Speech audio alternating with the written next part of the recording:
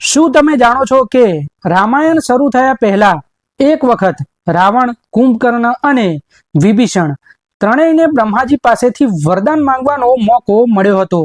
બ્રહ્માજીએ ત્રણેયને પૂછ્યું કે તમારામાંથી કોઈ ભક્ત છે, કારણ કે તમને જોઈને મારા હૃદયમાં પ્રસન્નતાની અનુભૂતિ થઈ રહી છે।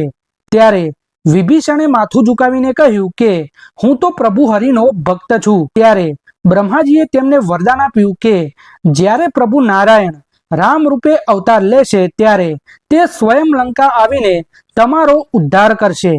અને જ્યારે ભગવાન રામ લંકા પહોંચ્યા ત્યારે વિભીષણને તે જ વાત યાદ આવી ગઈ અને ભાવ વિભોર થઈને બોલ્યા કે પ્રભુ, તમે ભક્ત પર કૃપા કરવા વાળા છો।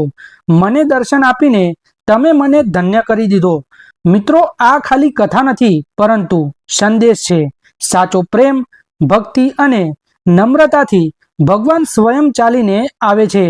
વિડીયો પસંદ આવ્યો હોય તો લાઈક, શેર અને અમારી ચેનલને સબસ્ક્રાઈબ અચૂક કરજો। ધન્યવાદ।